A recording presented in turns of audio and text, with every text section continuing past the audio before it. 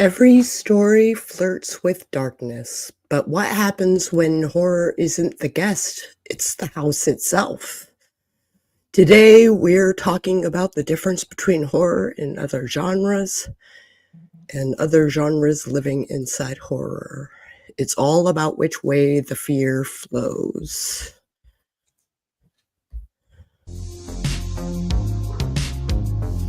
Song. It's our theme song. Here's the theme song. It's our theme song. It's our theme song. Can you hear that? It's done.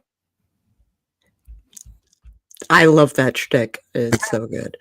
All right. Hey there, aspiring horror authors. It's another episode of Sako and the Moon, created by two self-published horror authors. If you're new to the channel, I am Sako Toomey, artist and author and a bunch of other things, but we'll just mention that I'm self-published 5 times over now. As of today. As of today. We'll talk about that in a second after her intro. I've been working on my craft for decades, and now I'd like to share my skills with you guys. And far more simply, I am Dwan L. Hearn, more affectionately known as The Moon. I write stuff, I film stuff, and I talk to people. And what we were referring to is there's a lot going on today. First of all, happy Halloween. Happy Halloween. Happy Sunday for you witchy people. Everyone here who loves the spooky stuff, just like we do. Here we are. This is our day. It's been our month for 61 days now, as far as I'm concerned. And here we are. And we kind of alluded to a change that Sako has to put in her intro. 5 times published as of today. Our wonderful friends. Or 6 times? Because we're losing track, ma'am. Okay. Hold on. Let me double check. While she's doing all that, our wonderful friends at Tua Crones have released a new anthology. They've released Bog Hag before this. They released Beltane after that.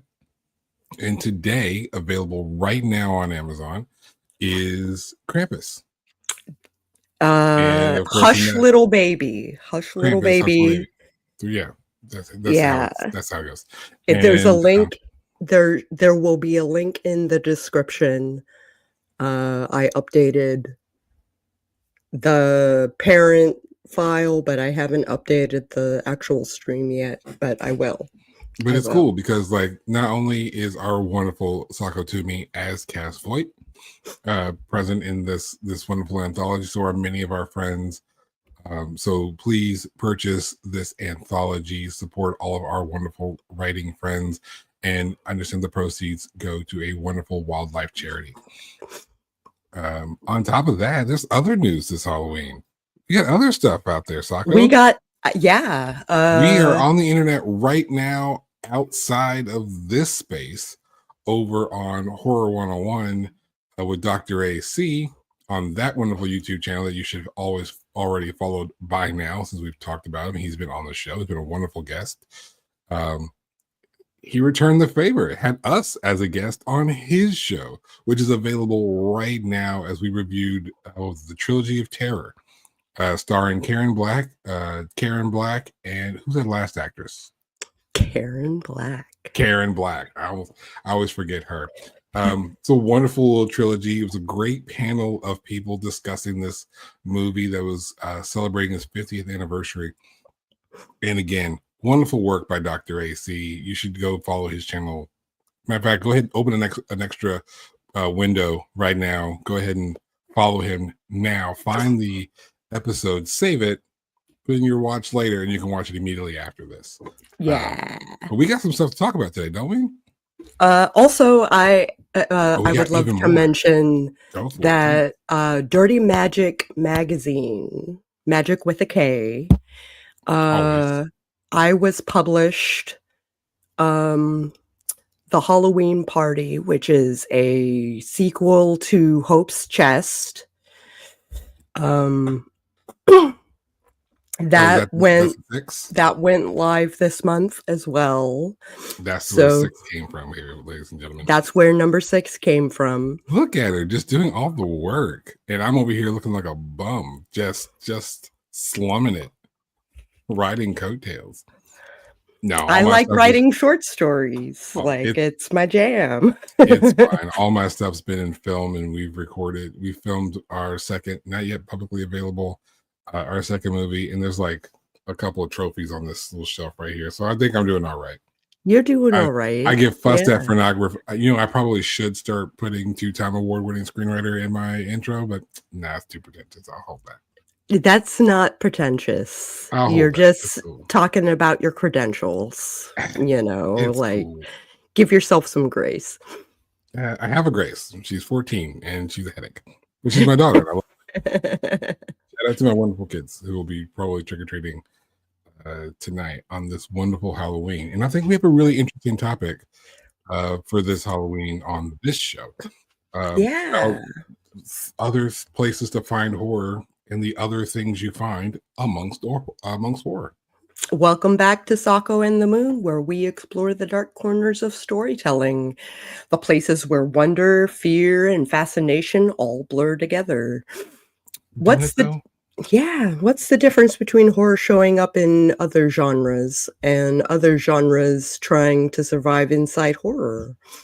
We'll talk about stories where terror is a guest, like The Witcher or Alien, and others where fear is the world itself, like The Ritual or Get Out.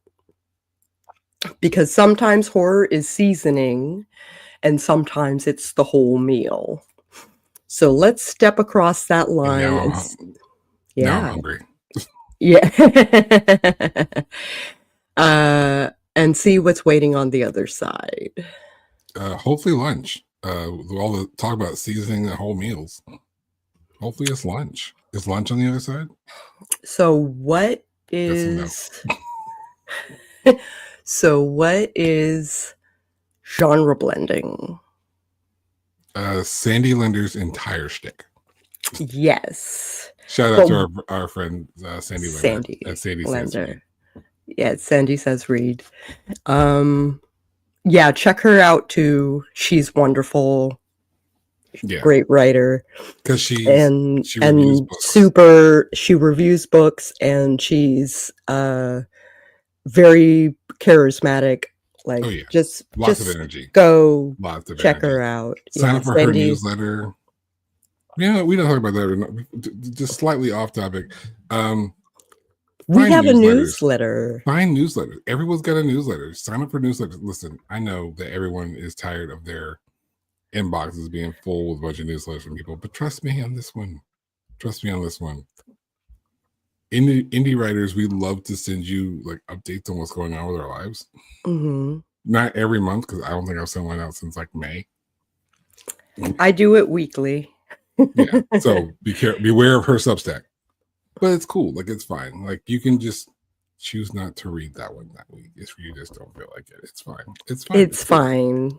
It's fine. We love you. We love you anyway. Just know that there's ways that you can communicate with us and that we can communicate with you, and you can find out about wonderful channels like Horror 101 or Sandy Says Read, or publishers like Two of Crohn's that are putting out anthologies today. And you get information. Like, if you're a writer, that's the information you want. You want to know these people, because the next anthology coming out, maybe you want to submit something to it.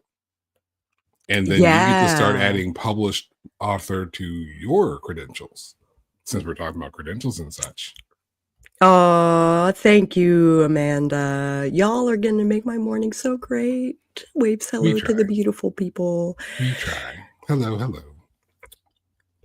Wonderful Amanda. She's pretty cool. So horror is both a genre and a tone. Yes. Meaning it can live inside other genres or swallow them whole. Yeah. It's like, what's dominating the emotion here? Is it fear or is it love? Like in a horror romance, or a romance with a hint of horror? Or is it mostly funny? Are you doing most of your time laughing instead of jumping at the scares? It's probably more of a horror comedy. You mentioned which Alien. We'll talk about later. Yeah. You mentioned Alien. That's horror mixed inside sci-fi. I prefer to lean towards Event Horizon if we're going to talk about sci-fi's involvement in horror. Um, That is horror with sci-fi in it. I mean, that depends on how you look at it. I do. And see, I that's do. where the debate comes from. That's where this conversation has legs. That's where this topic has legs, is because, you look at a movie like Event Horizon. Is that a sci-fi movie with horror elements or a horror movie with sci-fi elements? Is it a horror movie in space like Jason X? That's a horror movie in space. But a lot of horror can come out of science fiction, and science fiction can come out of horror. And it's that blend that leads to this topic we're talking about right now. Okay, so horror and fantasy, we have examples like The Witcher or Berserk. Fantasy in horror, we have The Ritual and Pan's Labyrinth. Horror changes the emotional center of a story. So it's not about what happens, it's what the happening means. Yeah. And that's one of the things that's always been important when we have these conversations about horror and horror writers and what counts as horror. And we start looking at subgenres and things like that, because that's what we're going for. We're going for that emotion. It's one of the reasons why I love horror as much as I do. I won't go into the same whole story as I typically do, but I had a conversation with a woman at the Kentucky Opera, as a matter of fact. And when I was talking about horror being my favorite genre, she asked me why. And the short version of the answer that I gave her was that in horror, we focus on so many different emotions as opposed to just one. So many different things count as horrific emotions. Obviously, terror, but dread, which is a completely different feeling. And dread can motivate a lover to find his or her partner. So that terror, that dread can motivate a love story. So you might find horror elements in romance, or more accurately, I'm writing one right now. There you go. If your characters are horrific, but you're writing a love story, that's horror elements in romance. So it's I'm doing the other way around. I'm doing a horror story with romance. And see that there you go. And it's all about the emotion that you're ultimately trying to drive, right? Mm-hmm. And that's the beautiful thing about horror, is why this space is so sacred to me, because there's a mastery of so many different emotions that you have to at least attempt to hit the notes of. Like I said, what tone do you want? Yeah. And so that emotion is what drives fear. Horror. Yeah, outright fear. Yeah. Yeah. So if you want a really good idea of horror, just read all of it. Find the different ones, like our wonderful friends. Read their fantastic stories, and you will see that there's a taste of horror in everything. Yeah, I'm just brag on everybody. So horror in other genres, right? Mm-hmm. Horror as spice or challenge, it intensifies the base story. Mm-hmm. So horror scenes can heighten adventure, mystery, or romance, like we just discussed. Examples by genre: The Witcher 3, Dragon Age Origins, The Fade. And then science fiction, we have Alien and Black Mirror, which is on Netflix. Event Horizon is the other way around. But again, that's debatable.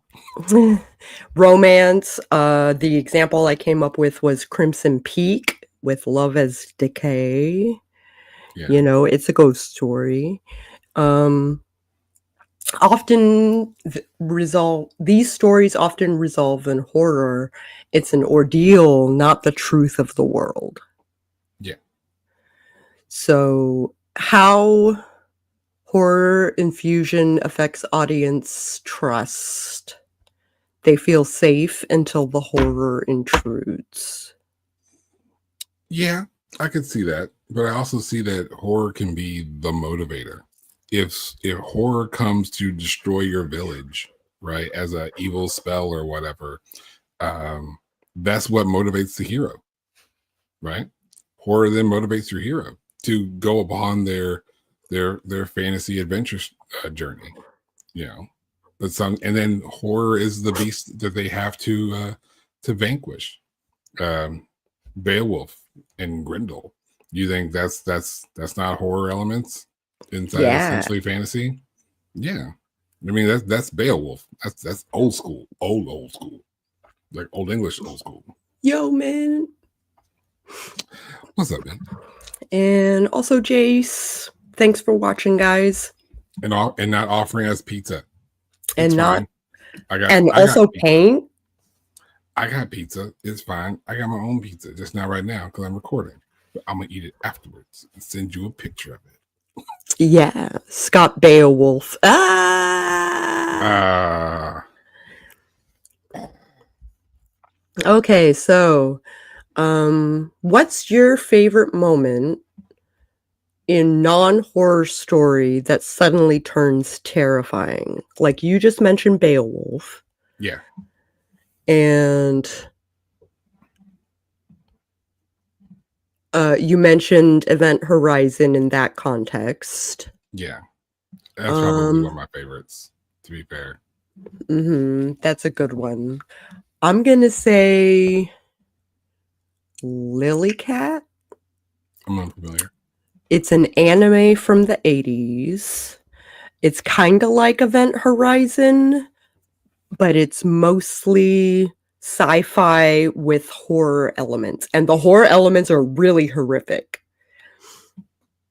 Like the challenges and the parasite and all of that stuff. It is graphic. The animation is amazing. The bathtub scene in Saltburn. Oh, okay. That is quite horrific. If you've never seen Saltburn. I have never seen Saltburn, so I thought we reviewed Saltburn. Did we review Saltburn? Mm-mm. Well, we're not going to. We haven't. We're not. No, just leave it to me. I'll review Saltburn if I have to. Like, no, that could be the movie that we review. That is not. No, that was a joke. There's not enough horror elements. I mean, depends on what you call horror. There's horror elements in that movie. But that's not this channel. That's not this channel. I think Moon wants to see Saltburn. No, I do not. I do not. Oh, I did it for like Thursday night movie commentary one time. That's what it was. So yeah, I had to relive that. Okay. Let's not do Saltburn. No, but you know what, real quick, while I'm thinking about it, just real quick before we move on. If you want to look, okay, depending on the tone that you're looking for horror, Saltburn, well, I think it was actually a joke, may actually count. It might actually count. There's basically a home invasion, but not an actual home invasion. It's more like a home intrusion. And people do die while somebody is trying to get their way. So when the family is being horrifically manipulated. So it could qualify as psychological horror. I mean, it could. Like a thriller meets horror? Like a drama meets horror. Oh. And again, we are not reviewing Saltburn. Do not even watch the movie again. Oh, there is a murder. I thought 3 is a murder. Look, like crows. She's gonna clean it up. 3 is a murder. If you're talking crows. Yeah, I would say psychological drama. Yeah, okay. Yeah. So yeah, there's some risk no good type. I get it. So yeah, that would qualify horror, but I guess that kind of hints to what we're talking about, how these elements, depending on how you translate the tone, can appear in so many other movies that may not be labeled as horror. Like a death or a murder doesn't qualify horror. I mean, They're It could scary. be noir. It could be It could be mystery. It action could be superhero movies. There is action. more death in Marvel movies than your typical horror movie. Mhm. Just remember that, parents. You're like, oh no, we can't watch horror because of all the killing. And then you take them to go see Captain America. Yeah, fuck you twice. Because Fuck you twice. there's more Yeah. killing, more gun violence and killing in those movies than any typical horror movie. Yeah. Screw you guys. I have, on the other side of the coin, I have other genres in the parent horror. So horror as foundation, all other genres live in its shadow. Mm-hmm. Like Event Horizon, cough cough. Explain, let's see. This approach uses the trappings of other genres to deepen the fear. So in romantic horror, we have Let the Right One In, or Possession. Or nearly any vampire movie. The 1981 version. In mystery in horror, like the Ring or The Wailing, which is some of our favorite Asian horror. I love The Ring. I love The Wailing. And then comedy in horror, we have The Lighthouse. All of them. We'll talk about comedy in horror later. It's a whole thing. It's a whole thing. Yeah, well, yeah, we're talking about that. I'm looking up Event Horizon to see where it's streaming. We're talking about it enough that might be the movie we reviewed. Give me a minute. Okay. Tone control works here. Humor or romance doesn't lighten the horror, it sharpens it by contrast. The other genre gives shape The other genre gives shape to what horror destroys or corrupts. So, a question for the listeners. When has horror used another genre you love to make its message hit harder? Type it below. Type it in the comment. You can say it to the comments if you want to. We can't hear that though. We can't hear that.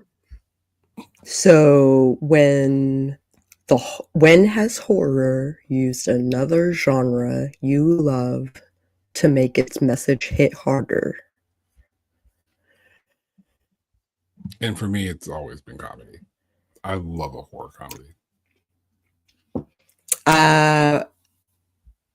I love comedy and horror. A really great example is like Dale and Tucker versus Evil.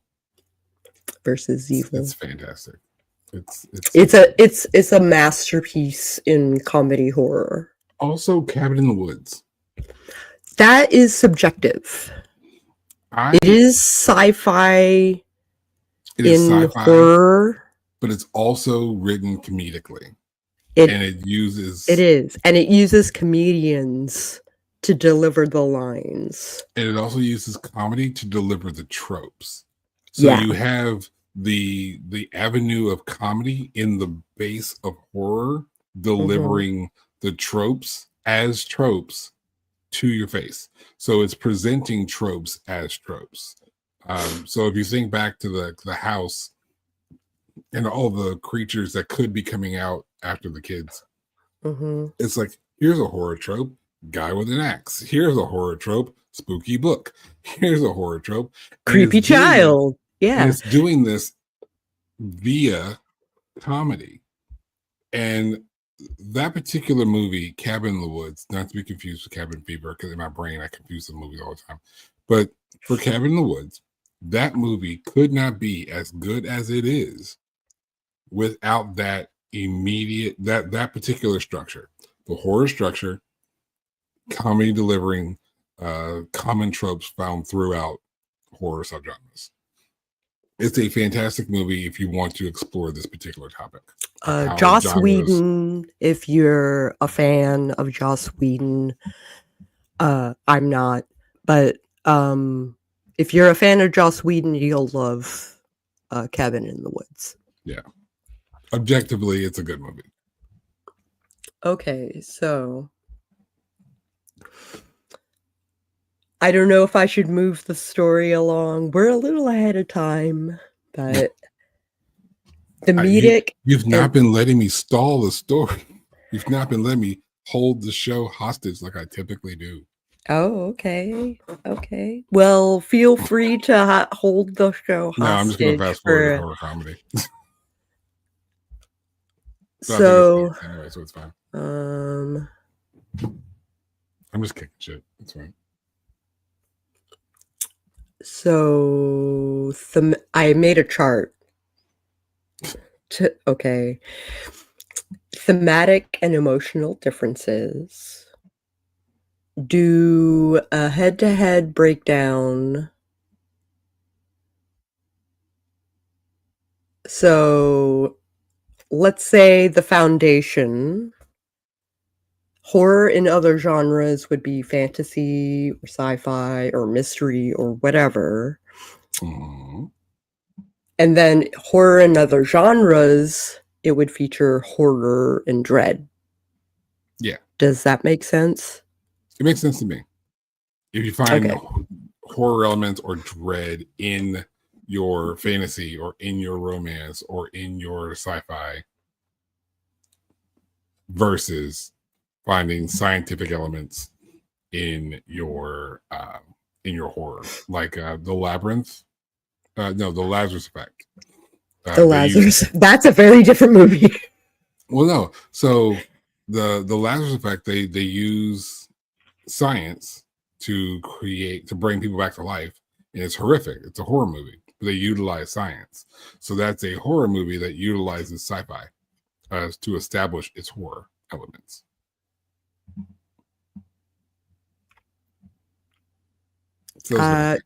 Sorry, I have been distracted by the chat. It is poppin'. I haven't seen them. I haven't looked. So any religious horror works for Mint, but loves the movie God Told Me To, which is like sci-fi, religious horror. Yeah. Any horror that deals with God, like The Omen or Rosemary's Baby. Yeah, those count.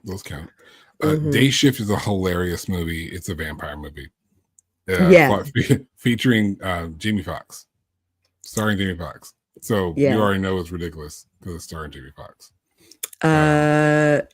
Amanda thinks Day Shift is a very funny horror comedy. That's where I got. I was looking in the comments. Oh, and Repo. That movie is so wild. There's a part of me that likes it, but in general, I hate it. I think that's by design, because Repo, the opera, Repo is so okay.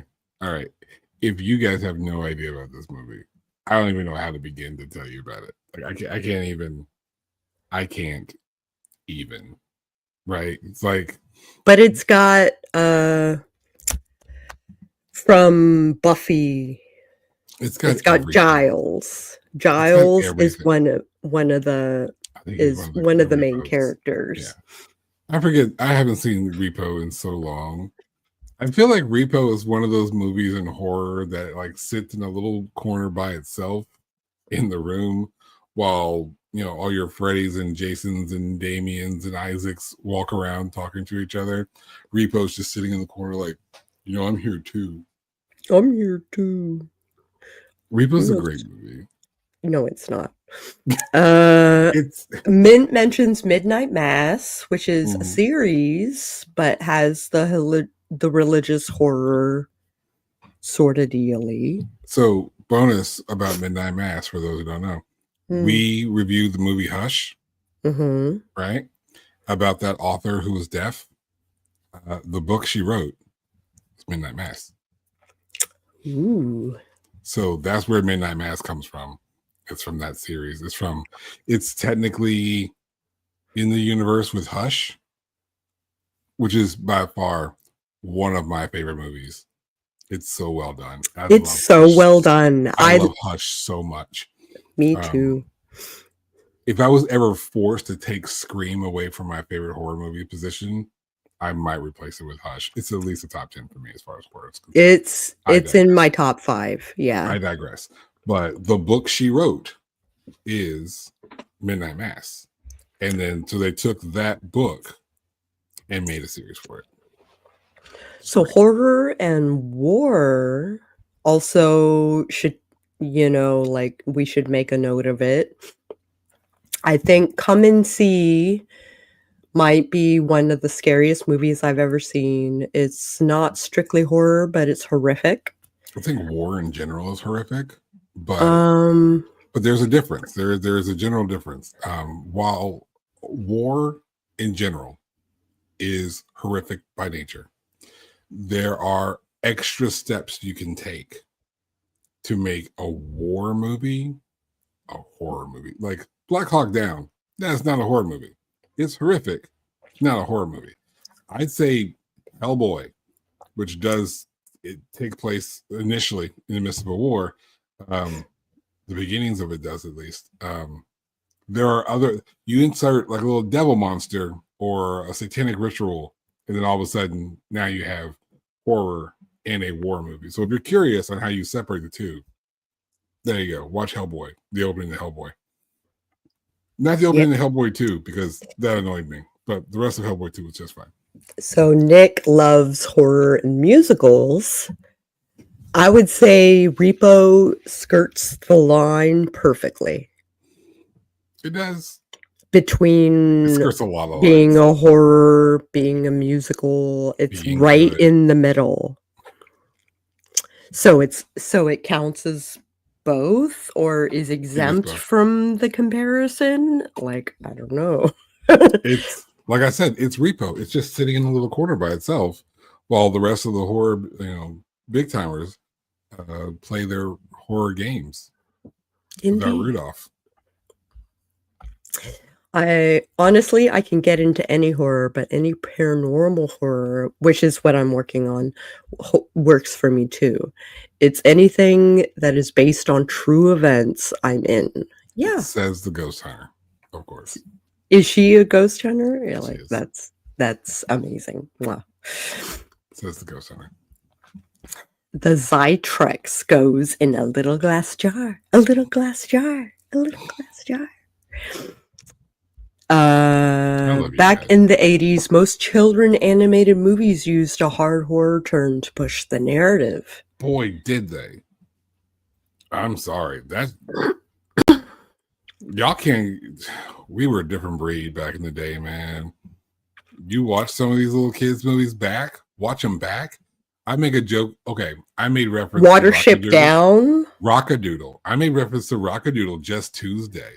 Mm-hmm. You don't think those giant-sized owls in the dark with the lightning and the thunder hovering over small animals while they're suffering through a flood and imposing a darkness over the entire farm? That's not a horror element. You say that, kiss my ass. Like dead serious. Like Rockadoodle has moments that are dark. They made a second film of what? We've mentioned a bunch of movies. Who is they? Who's The Devil's Carnival. I didn't love it. Oh, the people who made Repo. Oh, okay. That checks out. Who wasn't traumatized from Brave Little Toaster? That gave me a complex when I was a kid. This is why our generation is the way they are. Throughout my childhood, I believed that when I wasn't looking, my objects were coming to life. Toy Story did the same thing for the next generation. Yes, they did. Except Brave Little Toaster was going through some shit. And you know what? Even in Toy Story, that those other toys at what was it? In 2, 4? No, in one. In Oh, one. the little The next kid door neighbor. What toys. is his name? That's his name. Some crazy name, Stu or Ralph. I don't know what his name was. But the Sid, probably Sid. We love evil kids named Sid. Oh, it was Sid. See, we love evil kids named Sid. So yeah, at Sid's house, you tell me those toys weren't a horror movie in the making? Come on now. Dollhead on, I mean, that was Pinhead more than anything else on the little spider legs. It's crazy. So Bryn Weaver. Most recent 4 books are a nice mix between romance and horror. And again, I know a lot of people who read basically fantasy horror. Anything with vampires and monsters that are eventually going to fall in love and have a life. That's essentially. We can't talk about the never-ending story. I love the book. I think which is way more horrific than the movie. The movie only covers the first half of the book. See, that's just and then it takes a hard left into fantasy. Yeah. Oh, when you start, okay, that's a whole different conversation. Like, Jace, like, I don't know if we're even ready to have that conversation. Like, the mixing of horror and erotica. Oh, that's what I'm kind of doing. So we are not that kind of show. Dark, not yet. Dark romance. That's an after dark episode right there, sir. That's no. Okay.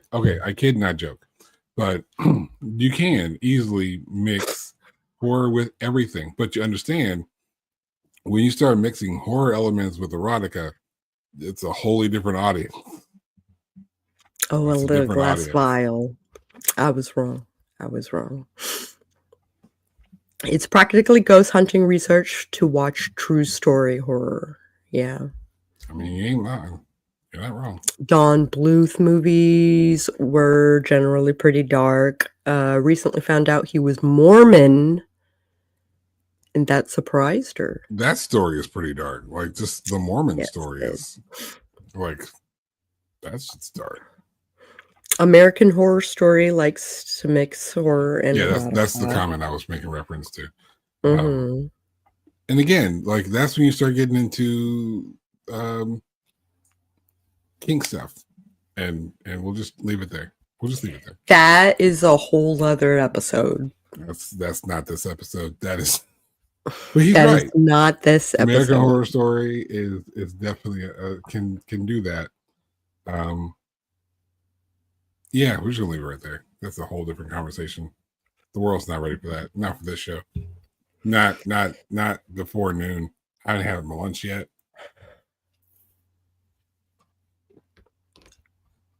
Yeah. So I guess I could continue on my chart. So the function of fear. She made a chart. I love this. I made a chart. The function of fear in horror and other genres, it raises the stakes. Mm-hmm. It tests the ideals. And then other horror, let me try this again. Other genres in horror, they reveal the truth, which is, like, the truth can be horrific in and of itself. Typically, yeah. And corruption. Right. I'm laughing at Jace. I think Black Devil Doll. That's meant above that. Oh, hold on. Sid from Toy Story creeps me out. What kind of? Yeah, Frankenhooker. Yeah. Frankenhooker is a movie. I think Black Devil Doll when I think horror erotica. Yeah. For the record, guys, I love Frankenhooker. Guy Awakening of the Devil. Yeah. I'm on Frankenhooker. I love Frankenhooker way too much, personally. It is such a funny movie by concept. by concept, it's such a ridiculous ass movie.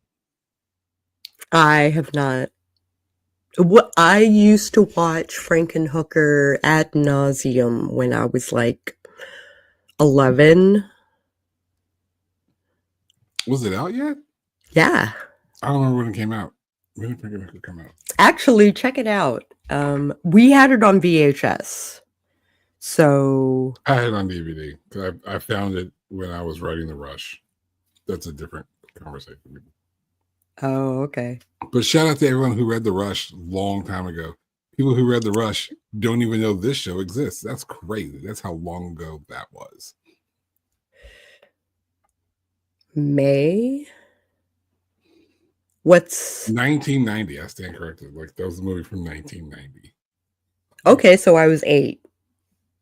It's crazy. I was 8 years old In 1990. when that movie came out, and wild. Yeah. I have not seen May. I'm familiar. I'm generally familiar. I am unfamiliar with May. I know that it exists, but I haven't seen it.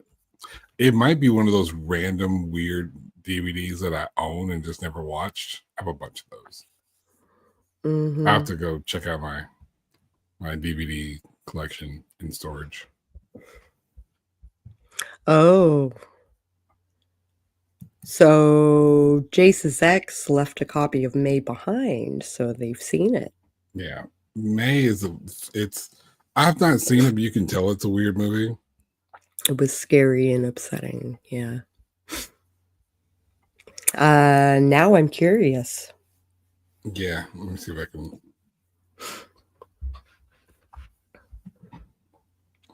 Which is really funny. I have never seen it. That's backwards, so it looks like yam. Oh, it looks like May here.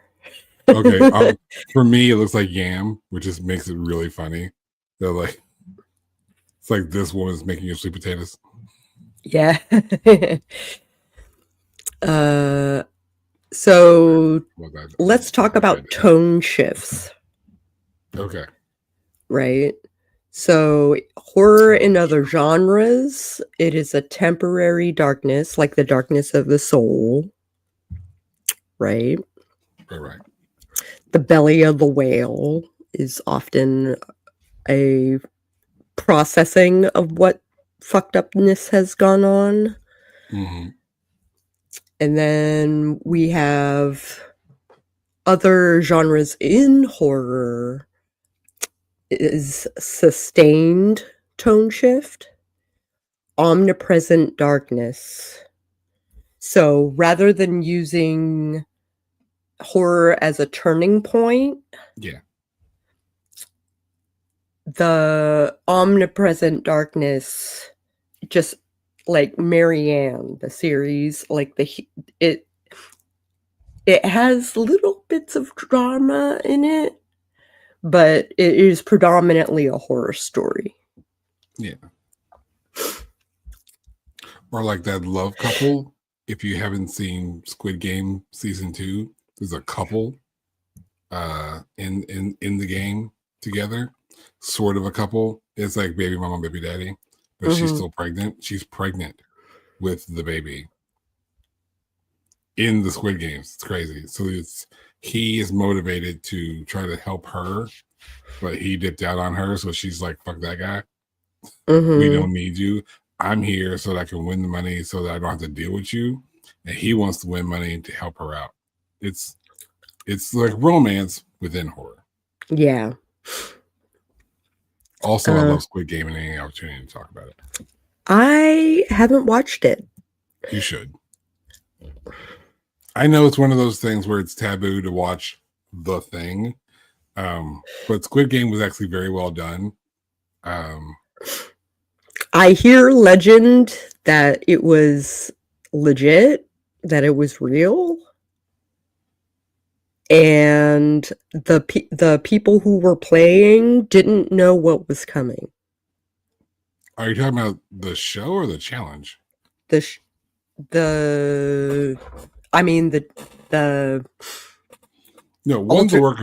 one's definitely clearly a work of fiction. But after season 1 came out, there was Squid Game The Challenge. Oh. So Squid Game The Challenge was like a reality competition show based on Squid Game, the show. Oh. But Squid Game, the show, is 100% fictional. It was just created by, actually, so it's 3 seasons, right? It's 3 seasons, and if you watch, there's like a little special thing after the end of the 3rd season. So I would definitely suggest watching all 3 seasons before, because it's full of spoilers.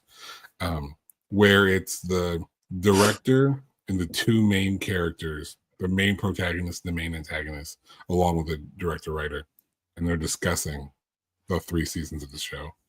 And he talks about what happened to him that inspired Squid Games to be written. So it wasn't based on any real life, nothing or other. But the Squid Game Challenge is really fun to watch, because it's people who watch Squid Games and think, I survived that.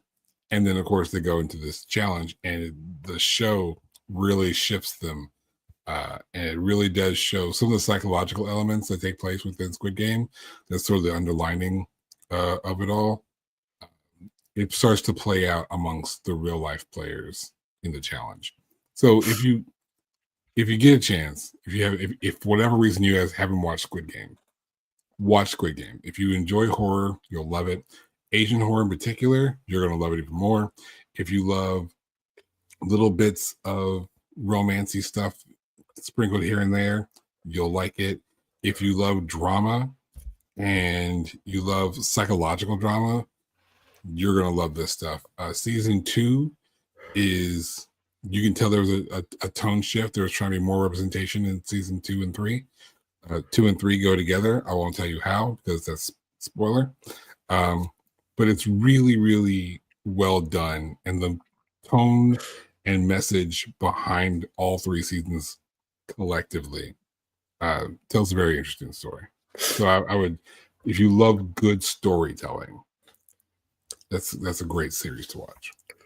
So, on a similar note, I'll talk about like endings, and the impact that horror and other genre has is that the world often recovers from the horror, whereas if it is horror that is the house, then the world is forever altered.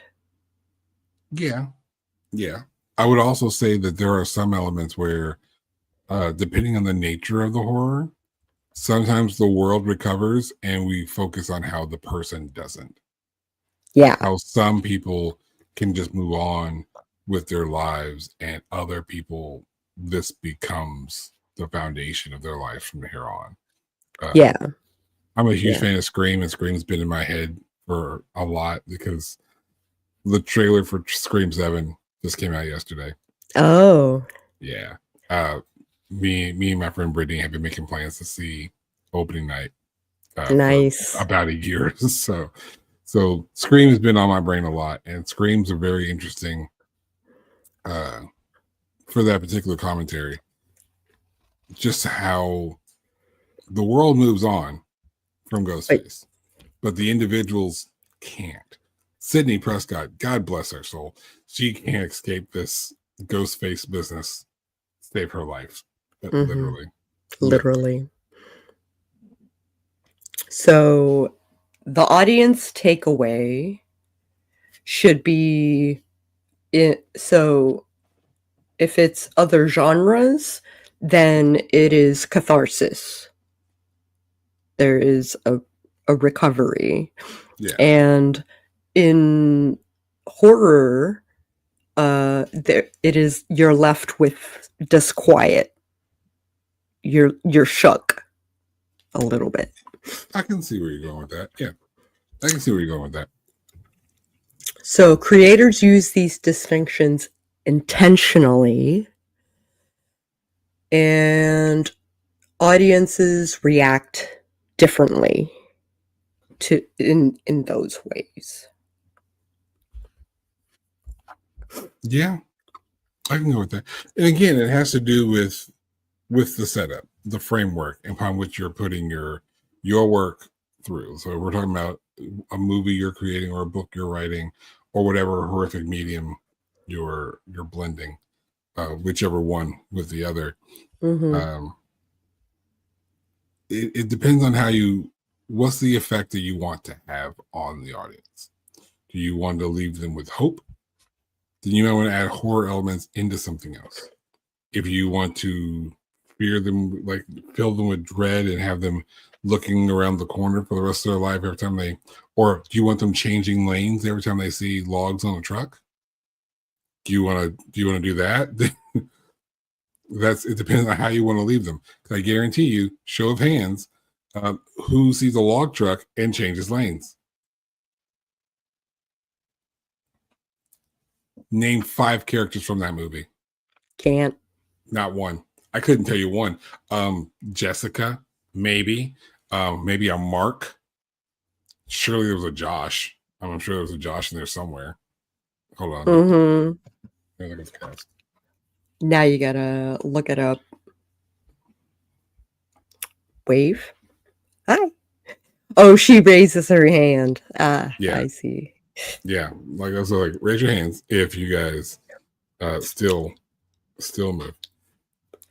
There's a Clear, a Kimberly, a Thomas, a William, a Kat, a Brian, a Tim, a Rory, fucking Rorys, a Nora, an Evan, a Eugene. Of course, there was a Eugene. Merman.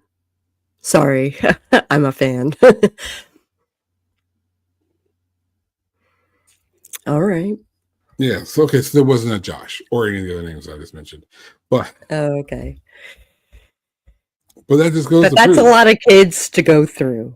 But that's a lot. That proves my point. I don't know who was in that movie. I don't remember their names, those character names. I don't know them. But bet your ass I'm not going to be sitting behind a log truck on the highway. So as soon as I can get out of that lane, I'm done. It's over. And I'm probably going to like hold back too. I'm not just in case that shit starts to roll and fall. I got plenty of room to break. Guillermo del Toro once said, I don't think horror should comfort. It should disturb. Min's comment says everything perfectly. Yeah. She's never seen that movie yet.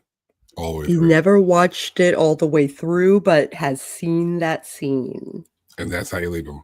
So what's the impact you want to have? How you want to leave people to where we saw that scene, what? I hate to do the math for you. 20 years ago, 25-ish years ago, between 20 and 25 years ago. They came out like 01 or 03. And still to this day, 20 plus years later, we still don't fuck around behind log trucks. That's the impact of a good horror movie. And it's not like that scene is ultimately horrific. It's just so real. And so you added horror. The element that horror mixed in with was reality. Same thing with The Strangers. You want to really impact the person, you blend horror elements into their everyday real life. And I think sometimes that's the genre that impacts us the most, is when we see horror in real life or real life elements in horror, something that we can actually attach to and walk outside and see. Because you can see that scene with the home invasion. That's why home invasion movies are so popular. And that's the kicker. Hush is so good, but you know what? Here's the thing about Hush. I'm not deaf.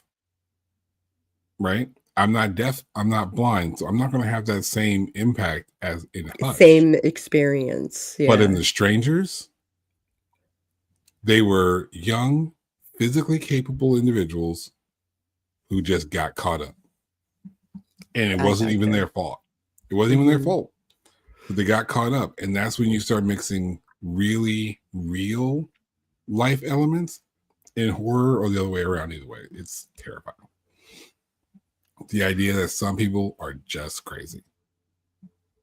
We don't have to mask crazy by giving it a weird label or or stealing a label from somebody else. They're just bloody nuts. Well put. Well put. Is there anything else that we want to, before we wrap up? I'm gonna be honest with you. I didn't think we were going to go 55 minutes on this topic. We could go longer, but I kind of don't want to. I mean, I think we've overall we've said what we had to say. Like, there is a certain element of horror that you can find in your other genres. So if you are one of those people out there, or you know someone who is, that likes to say, oh, I don't read that horror stuff, that's just too much, check the media that they do consume. I bet they'll find horror Twilight in it. I'll bet they'll find elements in it. And for some people who are like, no, only like horrors kills and blah, blah, blah, blah, blah, blah, blah. First of all, stay away from those people.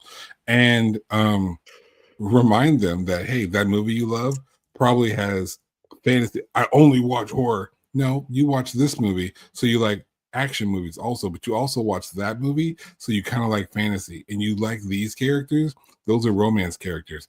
That's the romance with horror in it. So you just understand that you don't just love horror, you love other things too. And if you're a regular person like the people we have in our wonderful chat here today, then you probably already enjoy other media, and you maybe just need horror to branch off into something else. Maybe you will like a particular style of romance book.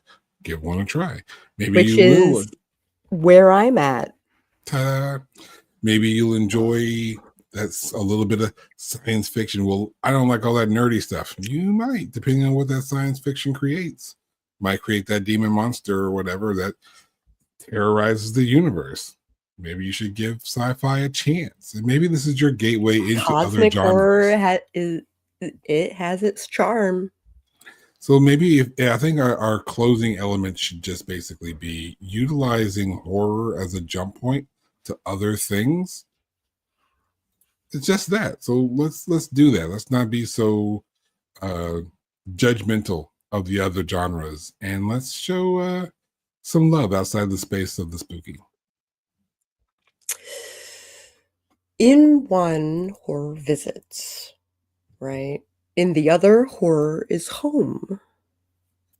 So tonight we learn the direction of fear changes everything. When horror sneaks into another genre, it's a challenge, a test of courage. But when genres live inside horror, it's surrender, a world that never lets the light back in. So next time you watch... I love when that happens on accident. It's so good. She's got such a great monologue going as we're closing out. It's just like balloons. So next time you watch, read, create, ask yourself, is your story just brushing against the dark, or was it born there?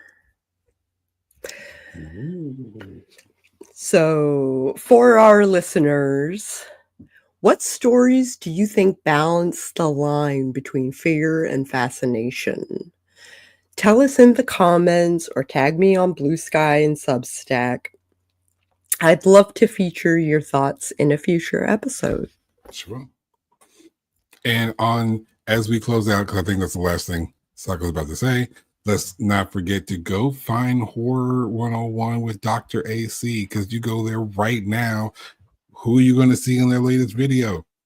It's me and Sako. You're going to see Sako on the Moon along with two other wonderful guests that Dr. AC had on that panel. So go give him some love. Go give that video some attention. Go like the video, and you should watch it. You should absolutely watch it, because we talk about some really dope shit. At the very least, let it play in the background. Listen to us tell really funny stories about the episode. Go watch that, and then after you've watched our episode of Horror 101 with Dr. AC, go on to Amazon or wherever you like to buy your local books and pick up Hush Little Baby, the Krampus anthology. that features our very own Sako Toomey, aka Cass Voight, along with some of the people who are in this chat right here. Indeed. Ta-da! You should go check out their works, their sites, and pick up the work. It's a lot that we got going on today. And on top of that, if you got young kids or you're going to a Halloween party tonight, be safe, be smart, be responsible, take care of yourself, and know that we are in a space right now where other people might be needing help as well. So if you have the ability to do so, help your neighbors, your friends, your foes, whoever. Just to steal a line from the great prophet James A. Janice, be good people. Be good people. Don't sue me for that one. This has been Sako and the Moon. Until next time, keep your light close and your monsters closer. It's a theme song. Here's the theme song. Sorry, theme song.